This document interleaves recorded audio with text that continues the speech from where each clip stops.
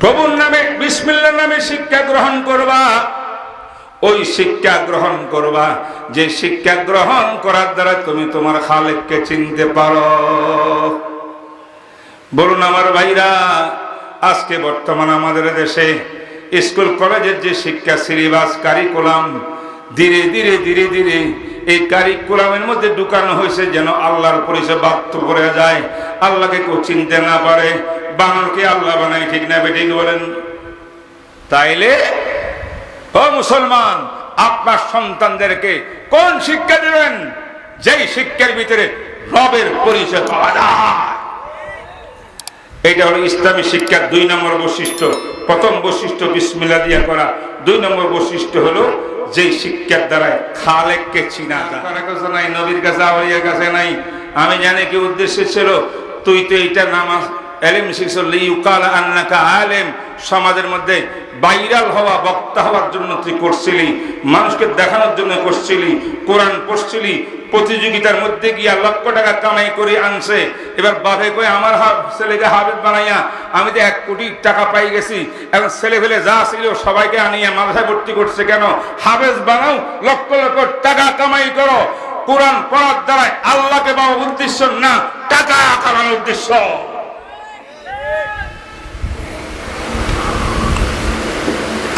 আল হক মুররু, যাদের নিয়ত ভালো তাদের উপরে কোনো হামলা আক্রমণ নাই। ধন্যবাদ আপনাদেরকে, যোগ্য সন্তান তৈরি করছেন, বিশ্বের মধ্যে ফার্স্ট হয়ে আসছে আমার ছেলেরা, খুব দোয়া তাদের জন্য। কিন্তু এটা করতে করতে এখন এমন অবস্থা হয়ে গেছে, আমি জানি ঘটনা, তাই বলতেছি। একটা হাফেজকে হেফজখানা থেকে তারা ছাড়ে না, হেঁকে নিয়ে ব্যবসা করে, কেরাত পদিকে নিয়ে যায়, হুজুর নিয়ে যাবে। এই বাচ্চাটা ছোট ছিল, এখন দাঁড়িয়ে আসছে, দাড়ি পাকাও শুরু হয়েছে, বিয়ে শাদী হয়েছে, পড়া নাই, লেখা নাই, এলেম শিক্ষা নাই, কিচ্ছু নাই। কারণ হাফেজ সাহেব তো ছাড়ে না, ছাড়লে তো তার সুনাম চলে যাবে। এই আলেম হবে কেমনে? হেকে কেরাতের মধ্যে, কোরআন হাফেজের মধ্যে রাখি দিছে, এলেম থেকে বঞ্চিত, আল্লাহ ওয়ালাদের সঙ্গে সোহবত পাওয়ার থেকে বঞ্চিত। এই ছেলের আখলাক নষ্ট হয়ে গেছে, জানেন? নিয়ত বড় আজীব জিনিস, আজীব জিনিস।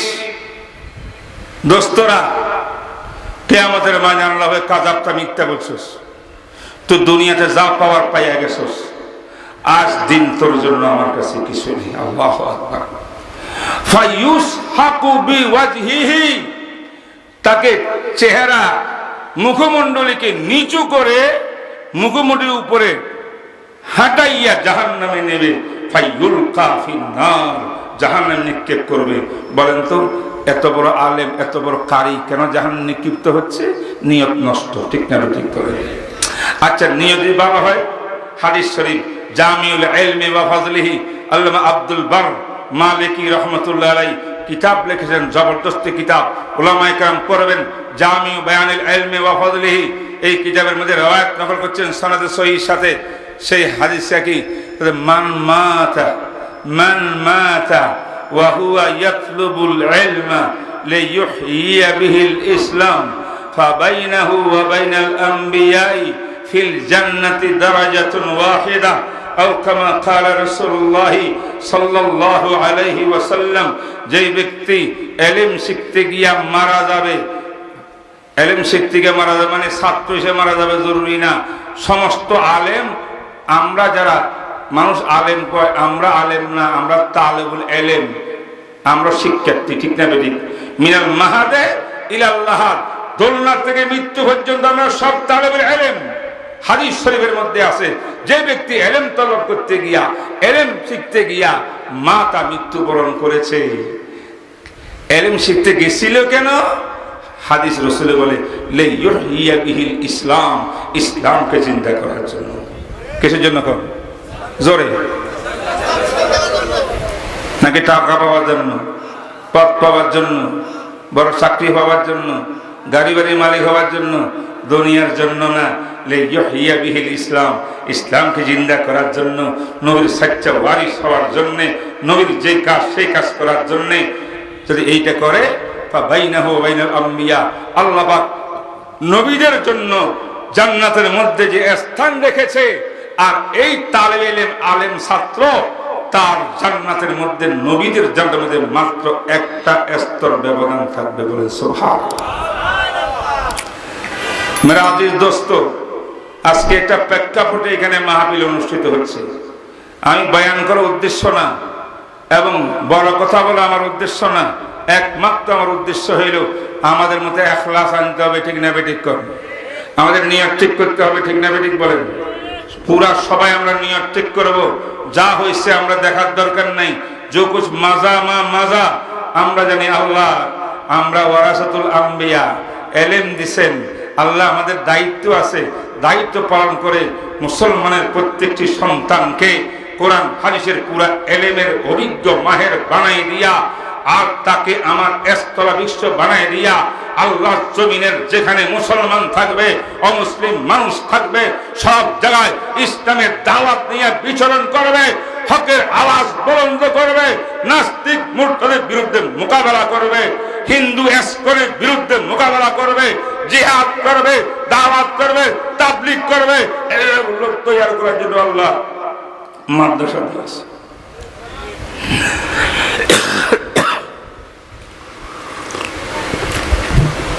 হযরত মোহতরম সাহেব আমার জামাই সঙ্গে সঙ্গে উলামায়ে কেরামের সঙ্গে ওয়াদা করছেন, হুজুর আমি বিলকুল যাহা বলছেন এই নিয়তে এখানে মাদ্রাসা। আলহামদুলিল্লাহ বলেন, আলহামদুলিল্লাহ বলেন। তাহলে আর কোন কথা এদিক সেদিক বলার দরকার আছে, শোনার দরকার আছে? মোটেও দরকার নেই। এখন জামিয়া রশিদিয়ার সম্পর্ক করতে গেলে জানেন হেরা পর্বত পর্যন্ত।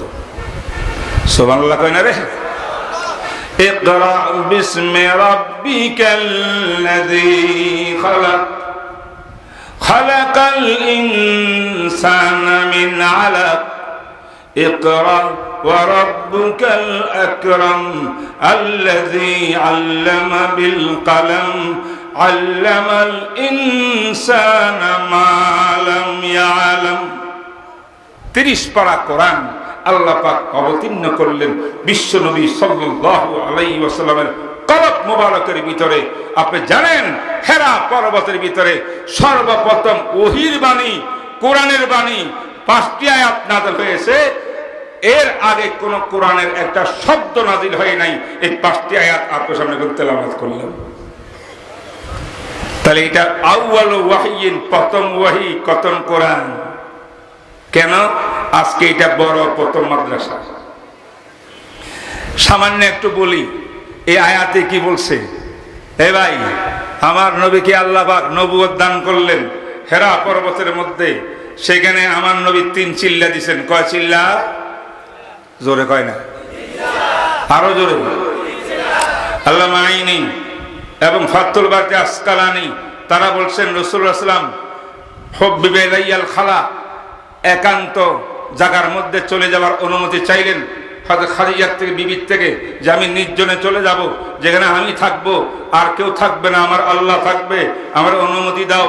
অনুমতি নিয়ে চলে গেলেন, হেরা পর্বতে গেলেন। হেরা পর্বতে গিয়ে কয়দিন ছিলেন? জাওয়াতুল লায়ালি। কতদিন? এক বয়ানে 30 দিন 30 রাত, আরেক রিওয়ায়াতের মধ্যে 40 দিন 40 রাত। আমরা 40 দিন 40 রাত ধরলে তাহলে প্রথম গেলেন 1 চিল্লা দিয়া, আবার ঘরের মধ্যে আসলেন। খাদিজা কয়, ইয়া খাদিজা, আবার ইয়াতাজাবাদু লিযালিক, আবার খাওয়া দাওয়া ব্যবস্থা করে দাও, আমি আবার যাচ্ছি। আবার গেলেন, সেখানে গিয়ে জাওয়াতিল আদাত, সুনির্দিষ্ট দিন তারিখ কয়টা? 40 দিন। 40 দিনের জন্য গেছেন, 2 চিল্লা হইল। আবার আসছেন, আরেক রিওয়ায়াতের মধ্যে আছে তৃতীয়বার গেছেন, 3 চিল্লা হইল। 3 চিল্লা যখন শেষ, আল্লাহ পাক রব্বুল আলামিন জিবরাইলকে পাঠাইয়া কয়, মুহাম্মদকে দেখো, যে মুহাম্মদ মায়ের কোলে ছিল, মায়ের গর্ভে ছিল আমেনার কোলে, আমি আল্লাহ তখন থেকে তার কুদরতি তরিকায় আমি মা আমেনার গর্বে আমি লালন পালন করেছি। কারণ এই মুহাম্মদ দিয়ে আমার বহুত বড় মহৎ উদ্দেশ্য আছে। আজ সে বড় হয়েছে, 40 বছর 6 মাস বয়স অতিবাহিত হইয়া গেছে। দেখো কি অবস্থা, পাহাড়ের মধ্যে আসিয়া আমার জন্য ধ্যানে বসে আছে, কান্নাকাটি করতেছে, মুরাকাবা করতেছে। জিবরাইল, আমি তো আর পাচ্ছি না, যাও তাড়াতাড়ি আমার মুহাম্মদ ইবনে আব্দুল্লাহকে নবী হওয়ার, রাসূল হওয়ার ঘোষণা শোনাই দাও। ঘোষণার পাশাপাশি তুমি কোরআন নাজিল করো। কোরআন নাজিল হলো ঘোষণার মাধ্যম। কি কোরআন? ইকরা বিসমি রাব্বিকাল্লাযী খালাক। আয়াত যেগুলা পড়লাম এর নাজিল হইল। নাজিল হওয়ার মধ্যে লম্বা কাহিনী। জিবরাইল প্রথমে আমার নবীকে পড়াইতে জানে নাই। কি কইছি বলেন তো? ছাত্রগুলা আবার বুঝে না কিছু। জিবরাইলে আল্লাহ কইছে পড়াও, এইগুলো আমার নবীকে শোনাও। শুনাইতে গেছেন। জিবরাইল মনে করছে নবী তো পারবে না, তো কি করছে? হে মোহাম্মদ ইকরা, পড়েন। ওই উস্তাদ যেমন নতুন ছাত্র একটা মুক্তর মধ্যে আসলে, বাবা আয় আয় পড়। জিবরাইল কর ইকরা, পড়ো। আমার নবীকে আমার মাথা খারাপ হয়েছে। 40 বছর পর্যন্ত আমি পড়াশোনা করি নাই, আমি আমার মা বোদের কাছে পড়ার জন্য, তুমি কেডা আবার আমাকে পড়াইবা? মা আনা বেকাবি, আমি পড়নেওয়ালা নই, আমি পড়ব না। বুঝো না? মানে কেউ কেউ অনুবাদ করছে আমি পড়তে জানি না, আমি উম্মি নবী। আরে ভাই, মুখে মুখে আবার পড়তে জানে না, কিসের উম্মি নবী? আর রেশমি রোগের মধ্যে লেখা দিয়েছিল, এটার আবার একটা জয়ী, আসলে মুখে মুখে পড়াতে ছিল। মুখে মুখে তো নবী পড়তেই পারতেন। এই জন্য মা আনা কারি, আসল অর্থ আমি পড়বো না। আমার বুঝে আসে না আপনার কাছে আমি কেন বলবো? জিবরাইলে বুঝতে পারেনি, মনে হয় কষ্ট হচ্ছে, বেচারা তো উম্মি। আবার জড়াই ধরছে, জড়াই ধরিয়া চিপচাপ দিয়া এবার মনে করছে যে এমন একটা ফেরেশতার সঙ্গে যখন বুকে বুক মিলে গেছে, এখন উনি যোগ্য হয়ে গেছে পড়ার জন্য। এবার দ্বিতীয়বার ছেড়ে দিয়ে ইকরা পড়েন। মা না বেকারি করতে পারি না। একবার, দুইবার, তিনবার, চারবার ঘটনা ঘটে গেছে। এখন পড়াই দিতে পারে না। জিবরাইল ঠেকায় পড়ে গেছে, আল্লাহর অর্ডার পাইতে হবে, নবীকে পড়ায় শুনাইতে হবে। এখন নবী তোর মুখে তো কিছুই আসে না, জিবরাইল ব্যর্থ। কি করবেন? আমার মনে হয় আর কি সব কথা কিতাবে থাকে না, হাসিয়া বাইনের সতরে সে এক সবাকে থাকে। সেটা হলো যে আল্লাহ জিবরাইল, আল্লাহ আমি তো ব্যর্থ করাইতে পারলাম না, কি করব? আল্লাহ কাছে জিবরাইল 3-4টা চিপ দিছ জোরে জোরে আমার নবীকে, সারা রাত 100টা চিপ দিয়ে নবীকে মারিয়ে ফেলাস, তোর কাছে নবী এইভাবে পড়বে না, এইভাবে পড়া ঠিক না। তুমি এক ইকরা যখন বলো, আমার নবী মনে করে তুমি উস্তাদ, নবী ছাত্র। আমার নবী তো তোমার ছাত্র হবে না। তুমি এটা বলো না কেন? এটা আমার ইকরা না, আমার রবের ইকরা। তা কেমনে বলবা? জিবরাইলকে শিখাই দিয়ে আল্লাহ পুরাটা ইকরা বিসমি রাব্বিকাল্লাযী খালাক। সুবহানাল্লাহ। পড়ুন আপনার প্রভুর নামে, যে প্রভু আপনাকে সৃষ্টি করেছে। বলেন সুবহানাল্লাহ। আমার নবী যখন এই দূরা পাইছেন, সুবহানাল্লাহ। 40 বছর পর্যন্ত যে রবের শিক্ষা গ্রহণ করার জন্য, কোরআন শিক্ষা গ্রহণ করার জন্য, ইসলামী শিক্ষা গ্রহণ করার জন্য আমি কারো কাছে পড়ি নাই, সে শিক্ষা না দেখি গাড়ে হেরাতে শুরু হয়েছে। এবার নবী ধর 5টি আয়াত মুখস্থ বলে দিয়েছে। সুবহানাল্লাহ। এই আয়াতগুলো কি পাইছেন জানেন? 1 নম্বরে যে কোনো কাজ, ভালো কাজ, যে কোনো কাজ, যে কোনো শিক্ষা বিদ্যা শুরু করতে কি করতে হবে? বিসমিল্লাহির রহমানির রহিম। ইকরা বিসমে রাব্বিক, আপনার প্রভুর নামে পড়ুন। যত পড়া দুনিয়াতে আছে, স্কুলের কলেজের সাহিত্য, এই সেই ডাক্তারি, বিজ্ঞানী, সায়েন্স, সব শিক্ষার বিসমিল্লাহ শুরু কি দিয়া? বিসমে রাব্বিক, আল্লাহর নাম দিয়া। যে শিক্ষার মধ্যে বিসমিল্লাহ নাই, এটা শিক্ষা নয়, এটা কুশিক্ষা।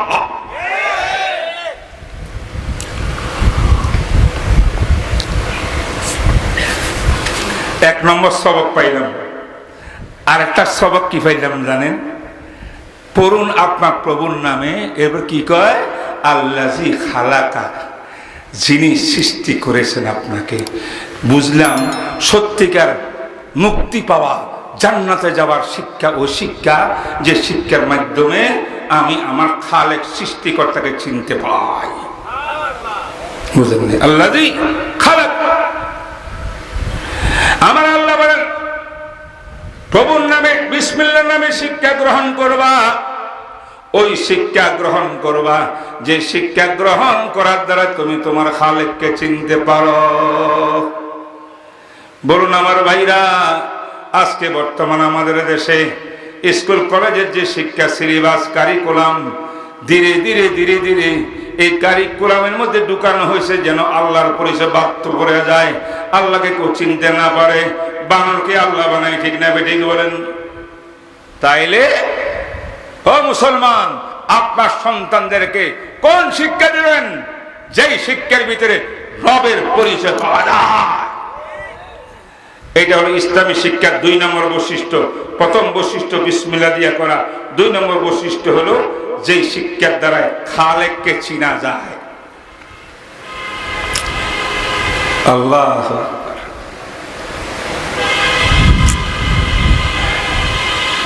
ডক্টর ইকবাল রহমতুল্লাহ আলাইহি বড় সুন্দর করে নিজের কবিতা আবৃত্তি করছেন এখানে। তিনি বলেন, তুম সালকে সে গালের মে পড়ো পার্কে মে ঘুমো, জায়েজ হে গুবারো মে উড়ো চরসে মে ঝুলো, इस बंदाए आज इसकी भी एक बात रहे याद, अल्लाह और अपनी हकीकत को न बोलो। শিক্ষা যা মন তা গ্রহণ করো, কাউমিতে করতে হবে জরুরি না, যেই কোনো শিক্ষা অর্জন করো। কোন শিক্ষা? যে শিক্ষার দ্বারাই তুমি তোমার আল্লাহকে ভুলবা না, তোমার হাকিকত তুমি কে তাও ভুলবা না। যে শিক্ষায় আল্লাহ চিনায় তুমি কে তা চিনায়, এই শিক্ষাই সত্যিকার মূল্যবান শিক্ষা। ঠিক না বেঠিক বলেন? আয় আহলে হনর জাওকে হনর খুব है लेकिन, आए अहले इल्म ज़ौक़े इल्म खूब है लेकिन, जो अपनी हकीकत को न जाने वो हुनर क्या। ও বিদ্যাবিদ্যা, আজকে স্কুল কলেজে খাতা কাগজ নিয়ে কি দৌড়াদৌড়ি, কি পড়া। আল্লাহ কয়ে শিক্ষার আগ্রহ থাকা খুবই ভালো জিনিস, কিন্তু যে শিক্ষার দ্বারাই তুমি তোমাকে চিনবা না, তুমি রবকে চিনবা না, এটা কিসের কসুর পড়া? ঠিক ঠিক কিনা বলেন? মুহতারাম হাজরিন, যাই হোক, আমি কথা বলতেছিলাম যে প্রথম শিক্ষার গুণ হইল বিসমিল্লাহ দিয়ে শুরু করা, 2 নম্বর গুণ হইল কি? খালেকের পরিচয় জানা। 3 নম্বর গুণ কি বলেন না? ইকরা বিসমি রাব্বিকাল্লাযী খালাক, খালাকাল ইনসানা মিন আলাক। বলেন, সৃষ্টিকর্তাকে জানো, যে সৃষ্টিকর্তায় মানুষকে বানাইছে জমাট রক্ত দিয়া। তার অর্থ হইল আমি যে মানুষ, আপনি যে মানুষ, আমায় আর আপনাকে বানাইছে কেডা? কি দিয়া বানাইছে? জমাট রক্ত দিয়া। তাইলে এমন একটা শিক্ষাকে ইসলামী শিক্ষা বলে, যে শিক্ষার দ্বারা আল্লাহর পরিচয় পাওয়া যায়। 2 নম্বর, এই শিক্ষার দ্বারাই মুসলমান আমাদের মানুষের শিক্ষা পাওয়া যায়। ঠিক না ঠিক বলেন? মুহতারাম হাজরিন, এবার আল্লাহ কয় ইকরা ওয়া রাব্বুকাল আকরাম। নবীজি কষ্ট পায়েন না, আমার জিবরিল 3টা শিফট দিছে, 4টা শিফট দিছে, আপনারও কষ্ট হয়েছে, আপনি পড়তে পারেন নাই, আর জিবরাইলও পড়াইতে পারে নাই, শোনাইতে পারে নাই। আপনার ভয় করার কোনো কারণ নেই। ইকরা ওয়া রাব্বুকাল আকরাম, আপনি পড়েন এখন থেকে। আপনার রব যিনি আসল শিক্ষক, তিনি বড় দয়াময়, রহমওয়ালা, উনি কঠোর না, উনি কঠিন কোনো কাজ করে না, আপনার জন্য শিক্ষাকে সহজ করে দিয়েছে। এর দ্বারা উলামায়ে কেরাম লিখছেন, শিক্ষকরা ছাত্রের প্রতি সদয় হওয়া দরকার। এই বললা আসতে কি আল্লামাল ইনসানা মা লাম ইয়ালাম। এই কোরআন শিক্ষার দ্বারাই, ঐশী বাণীর দ্বারাই আল্লাহ পাক কি শিখাইলেন? মানব জাতি যা জানতো না, মানব জাতির উপকারে যাহা আসবে, যাহা দরকার, সব শিক্ষা দিয়েছেন আমার আল্লাহ। ঠিক না ঠিক বলেন? এইগুলা কাওমি মাদ্রাসার শিক্ষার বৈশিষ্ট্য।